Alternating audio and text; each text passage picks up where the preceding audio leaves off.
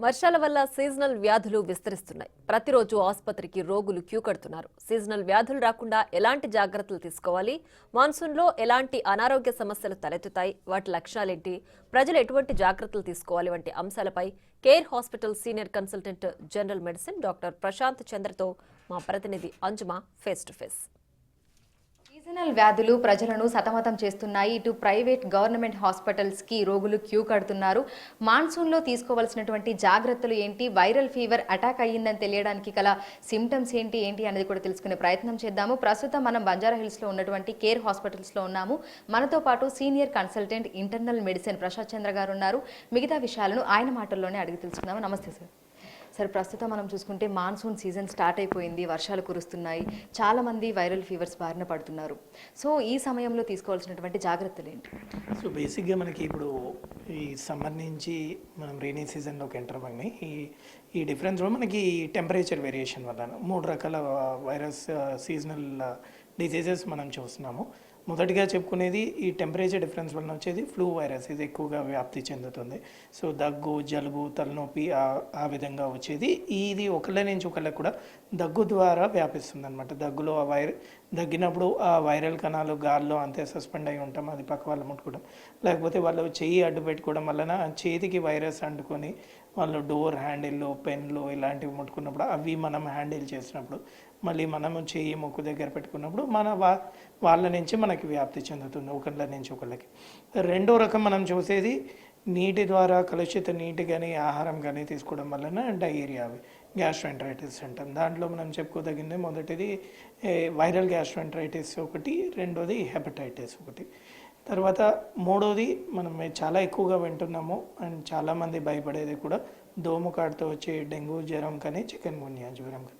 ఇవన్నీ కూడా మనం చిన్నపాటి జాగ్రత్తలు వహించడంతో ఇవన్నీ కూడా మనము ఈ వ్యాధులు బారిపడకుండా మనం కాపాడుకోవచ్చు.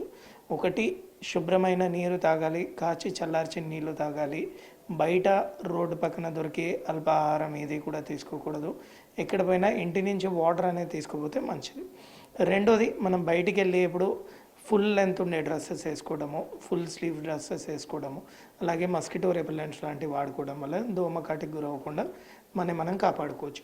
ఎక్కువగా ఈ డెంగ్యూ జ్వరంకి సంబంధించిన ఏడిస్ మస్కిటో ఏదైతే ఉంటుందో అది సాయంత్రం కానీ పగలు కానీ కుడుతుందన్నమాట.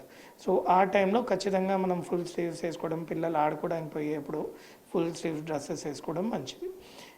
మూడోది, మనము ఇందాక చెప్పుకున్నదే ఫ్లూ వైరస్ దగ్గు ద్వారా వ్యాపిస్తుంది.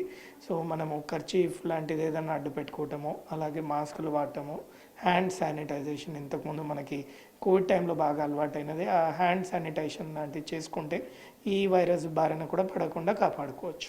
సీజనల్ వ్యాధులకు సంబంధించి మనకు లక్షణాలు ఏ విధంగా ఉంటాయి, అంటే తెలుసుకోవడం ఏ విధంగా, తెలుసుకున్న వెంటనే తీసుకోవాల్సినటువంటి తక్షణ జాగ్రత్తలు ఏమైనా ఉంటాయా?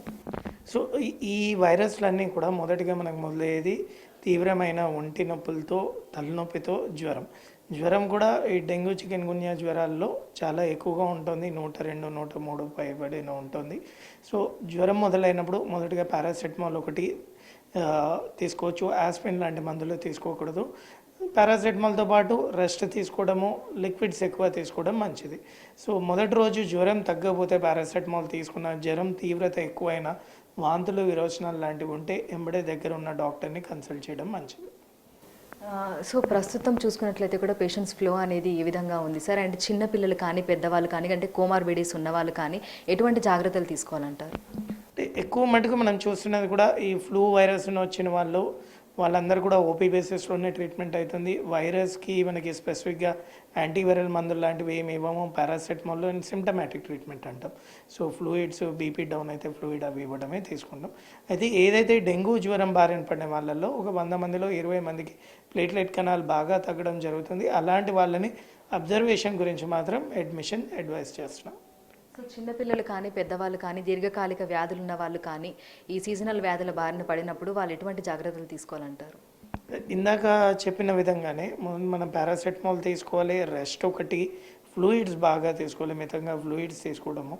దానివల్ల తర్వాత కూడా నీరసం ఎక్కువ ఉంటుంది. జ్వరం తగ్గిన తర్వాత ఈ ఫ్లూయిడ్స్ ఎడిక్వేట్గా మనం తీసుకోగలిగితే నీరసం కూడా తగ్గే ఆస్కారం ఉంటుంది.